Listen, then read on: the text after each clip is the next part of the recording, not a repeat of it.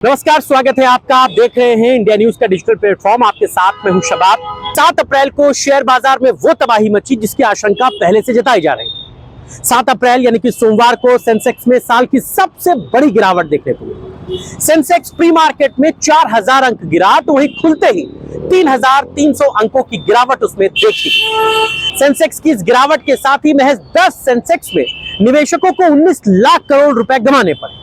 10:17 पर सेंसेक्स 3055.84 अंक गिरकर 72,308.85 पर कारोबार कर रहा था। सेंसेक्स में 4% तक की गिरावट देखने को मिली।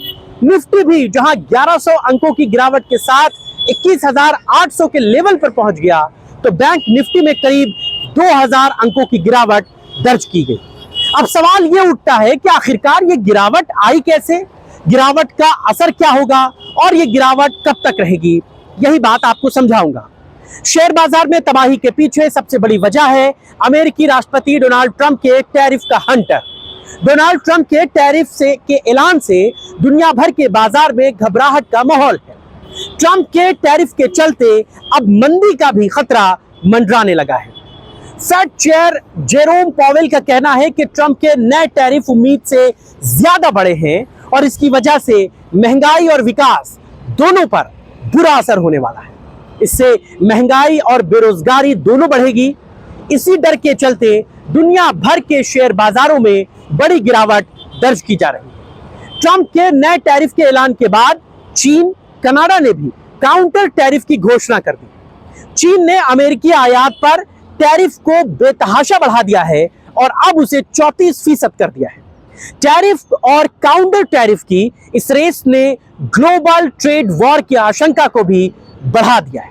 इससे निवेशक तो घबराए हुए हैं।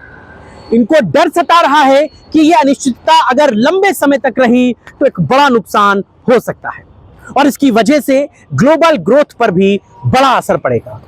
चीन अमेरिका ट्रेड वॉर, चीन के बीच व्यापार तनाव से ग्लोबल मार्केट में तनाव की स्थितियां पैदा हो गई और अब इसका असर भी बाजार पर साफ नजर आ रहा है।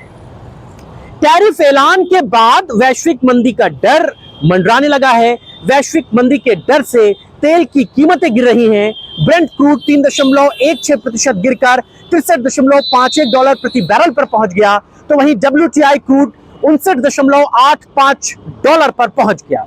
ग्लोबल बाजारों में टैरिफ को लेकर बढ़ते तनाव और मंदी के डर से भारतीय बाजार भी बुरी तरह कांप रहे हैं। गिरते बाजार में निवेशकों को फिलहाल संयम रखने की जरूरत बताई जाती है। कहा जाता है कि बाजार से नुकसान पर पैसा निकालने की निवेशक हड़बड़ी कतई न दिखाएं।